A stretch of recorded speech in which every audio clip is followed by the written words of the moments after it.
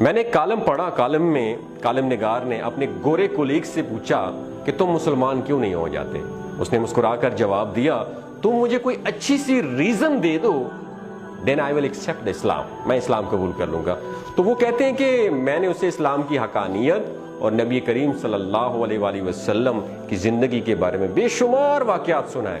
میں نے ان لوگوں کا حوالہ بھی دیا جو عیسائیت، یہودیت، بدھزم اور ہندو مت چھوڑ کر مسلمان ہو گئے تھے۔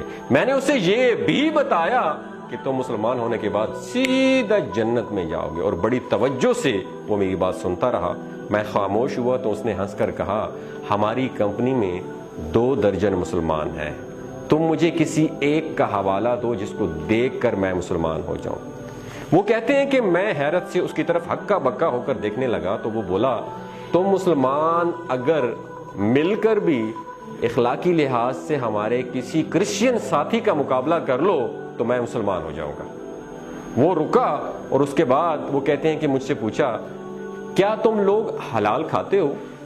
تو وہ کہتے ہیں کہ میں نے سینے پر ہاتھ رکھ کر جواب دیا، الحمدللہ مسلمان حرام نہیں کھاتے۔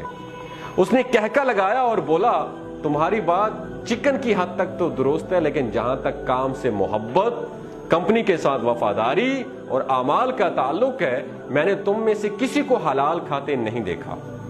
دفتر آنے کا وقت 9 بجے اور چھٹی کا وقت 5 بجے، لیکن تم لوگ ہمیشہ 5-10 منٹ لیٹ آتے ہو اور جلدی نکل جاتے ہو، جبکہ میں روزانہ 8:45 بجے دفتر پہنچتا ہوں، اپنا سامان ڈیسک سیٹ کرتا ہوں، کوٹ اتار کر لٹکاتا ہوں، لیپ ٹاپ آن کرتا ہوں اور ٹھیک 9 بجے کام سٹارٹ کر دیتا ہوں۔ میں شام 5:30 بجے دفتر سے نکلتا ہوں، آدھا گھنٹہ اپنی چیزیں سمیٹتا ہوں، میز اور ڈیسک صاف کرتا ہوں، کرسیاں سیدھی کرتا ہوں، پردے سیدھے کرتا ہوں، لائٹس آف کرتا ہوں، دروازے لاک کرتا ہوں اور پھر دفتر سے نکلتا ہوں، جبکہ تم لوگ 4 بجے کام بند کر دیتے ہو اور گھنٹہ ٹہل کے گزارتے ہو اور ڈیسک صاف کیے بغیر اور اپنی چیزیں سمیٹے بغیر نکل جاتے ہو۔ ہم یورپی لوگ اپنا باتھ روم خود صاف کرتے ہیں، کموڈ تک صاف کر کے باہر نکلتے ہیں، دفتر کی لائٹس بند کرتے ہیں، پودوں کو پانی دیتے ہیں، اپنی پلیٹیں اٹھا کر ریک میں رکھتے ہیں، جبکہ تم لوگ جھوٹے برتن میز پر چھوڑ کے چلے جاتے ہو، فلش تک نہیں کرتے، اور اگر کر جاؤ تو فرش گیلا کر دیتے ہو، سنک میں پاؤں دھوتے ہو اور پورے واش روم کا فرش گیلا کر دیتے ہو۔ تو وہ کہتے ہیں کہ میں نے آپ میں سے کسی شخص کو لائٹس بند کرتے نہیں دیکھا۔ آپ کے لوگوں کے ڈیسک پر پورا ایک میس ہوتا ہے، دسترخوان ہوتا ہے، کوئی چیز ترتیب سے نہیں ہوتی ہے۔ آپ لوگوں کے لباس پر بھی سلوٹیں ہوتی ہیں اور ہاتھ بھی گیلے ہوتے ہیں۔ آپ لوگ دوسروں کی طرف دیکھ کر مسکرانا بھی جرم سمجھتے ہو۔ کام لٹکانا آپ لوگوں کی عادت ہے اور کام کے دوران گپ لگانا آپ لوگوں کا مشغلہ ہے۔ آپ لوگ کھانا بھی نہایت بدتمیزی سے کھاتے ہو، منہ سے چپ چپ کی آوازیں نکلتی ہیں اور چائے بھی شڑپ شڑپ کر کے پیتے ہو۔ ہم یورپی لوگ کسی کی پیٹھ پیچھے باتیں نہیں کرتے جب تک کہ آپ لوگ سارا دن دوسروں کے نقص نکالتے رہتے ہو۔ ہم خوراک اور ادویات میں ملاوٹ نہیں کرتے۔ آپ یورپ کی کسی بھی جگہ سے کھانے کی چیز خرید لیں، وہ خالص ہوگی اور ڈبے میں وہی کچھ ہوگا جو اس کے باہر لکھا ہے۔ ہم لوگ ایکسپائری ڈیٹ کے بعد خوراک کی کوئی چیز فروخت نہیں کرتے۔ یورپ اور امریکہ میں ادویات میں ملاوٹ یا جعلی ہونے کا تصور بھی نہیں ہے، لیکن آپ کے معاشرے میں صدر ہو یا امام کعبہ، اسے خالص خوراک اور اصلی ادویات نہیں ملتی ہیں۔ وہ رکا اور پھر بولا کہ میں نے تم لوگوں کو کبھی پڑھتے ہوئے بھی نہیں دیکھا۔ تم لوگ روز مٹھائی اور چاکلیٹ خریدتے ہو، لیکن میں نے تمہیں کبھی کتاب خریدتے نہیں دیکھا۔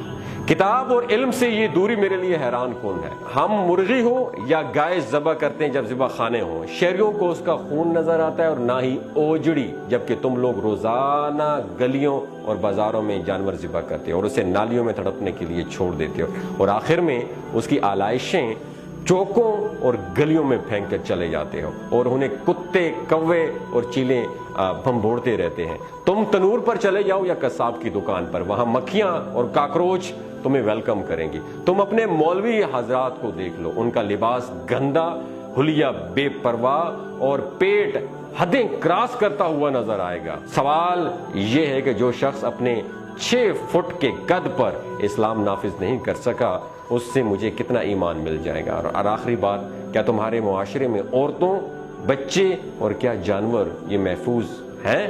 क्या मुसलमान मुल्क में 10% खवातीन भी बेखौफ होकर घरों से नहीं निकल सकती हैं? तुम लोग बच्चों पर तशद्दुद करते हो और जानवरों को भी पत्थर या डंडा मारना अपना फर्ज समझते हो। तो फिर तुम बताओ, मैं तुम में से किसको देखकर इस्लाम कबूल करूं? इस्लाम बेशक अजीम और शानदार मजहब है, लेकिन तुम मुसलमान किसी भी जाविये से अच्छे दिखाई नहीं देते। दुनिया की हर बीमारी, हर बुराई तुम लोगों में कूट कूट कर भरी हुई है। लिहाजा फिर मेरे जैसे लोग ये सोचने पर मजबूर हो जाते हैं, वो मजहब जो आज तक अपने मानने वालों को नहीं बदल सका, वो कालम निगार कहते हैं कि वो गोरे ने कहा कि मुझे कैसे बदलेगा। दूसरा, मैं वो गोरा कह रहा था कुलीग अपने साथी कालम निगार को कि दूसरा, अगर मैं मुसलमान हो भी जाऊं तो मैं करूंगा क्या? क्या मैं बावाज़े बुलंद डकार मारने के लिए इस्लाम कबूल करूं, या औरतों को घूरने और 40 इंच की कमर के लिए मुसलमान हो जाऊं? तो मुझे कोई रीजन तो दे दो, मैं अभी कलमा पढ़ता हूं। वो खामोश हो गया। वो कालम निगार कहते हैं कि मेरा मुंह खुले का खुला रह गया। शेख फरीद साहब रुके, ये कालम निगार थे, उनका नाम था शेख फरीद साहब। रुके, फिर लंबी लंबी सांस लेकर बोले, मैं इस गोरे की बातों पर आज भी शर्मिंदा हूं और मैंने उसके बाद किसी गैर मुस्लिम को तबलीग नहीं की, और मैं ये मानता हूं कि मैं 84 साल की उम्र में खुद को मुसलमान नहीं बना सका, मैं इस्लाम के मयार पर पूरा नहीं उतर सका। अब सवाल ये है कि उस गोरे ने कौन सी बात गलत की थी? आपसे पूछ रहा हूं, क्या हम मुसलमान ऐसे मुसलमान नहीं हैं? दुनिया में हर साल सफाई पसंद, पुरसुकून और पुरअमन मुल्कों की फहरिस्त शामिल होती है।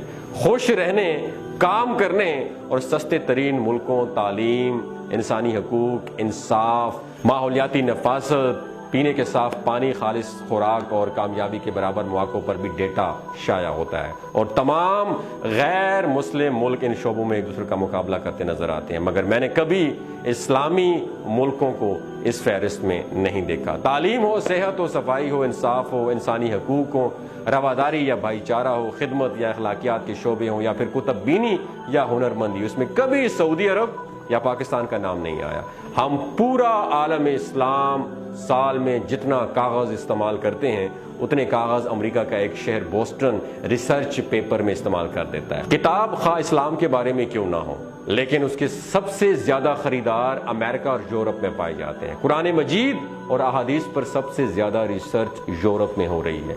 खाना काबा के फर्श का मार्बल भी यूरोप से इंपोर्ट होता है, और उसे इटली की कंपनियां काटती और पॉलिश करती हैं, और यही उसे फर्श पर लगवाती हैं। आलम इस्लाम की तमाम मसाजिद में अजान और तिलावत भी यहूदी कंपनियों के साउंड सिस्टम से नशर होती है, और हम सब लोग अद्वियात भी उन्हीं की इस्तेमाल करते हैं। लिहाजा फिर ये सवाल है कि अक़वाम आलम की गलियों में इस्लाम और मुसलमान है कहाँ? हमारा कंट्रीब्यूशन क्या है और कहाँ पे है? दुनिया जहां की बुराइयां, खामियां, कमजोरियां और आजमाइशें सिर्फ हमारे खाते में क्यों दर्ज होती हैं?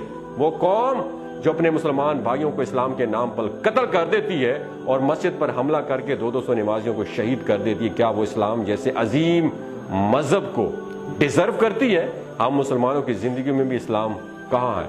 ये जो इस कालम में ये बातें बताई गई हैं, बातें तो सच्ची हैं, पर हमें शर्म नहीं आती। हम डीठ लोग हैं, खुद इल्म नहीं होता, किताब पढ़ना तो दूर की बात, हाथ भी नहीं लगाते, और दूसरों से हर बात पर रेफरेंस मांग रहे होते हैं। दोस्तों, अगर मेरी कोई बात आपको बुरी लगी है तो मैं माजरत चाहता हूं, लेकिन अगर हमने दुनिया पे हुकूमत करनी है, आलम इस्लाम पर हुकूमत करनी है, हमने गैर मुस्लिमों पर हुकूमत करनी है, तो हमें किताब को पकड़ना होगा, हमें कुरान मजीद को अपना हथियार बनाना होगा, तब जाके हम उनका मुकाबला कर सकते हैं। वरना करप्शन, मिलावट, बेईमानी, इन सारी और धोखा, झूठ, इन सब चीजों के होते हुए हम सिर्फ नाम के मुसलमान हैं। खुदारा अपने आप को सुधारो और एक अच्छा मुसलमान होकर दूसरों को तबलीग करो, ताकि दूसरों की जिंदगियां बदल सकें। अगर आपको इस वीडियो से कोई भी अच्छा पैगाम मिला हो तो इसे दूसरों के साथ जरूर शेयर कीजिएगा। बहुत शुक्रिया।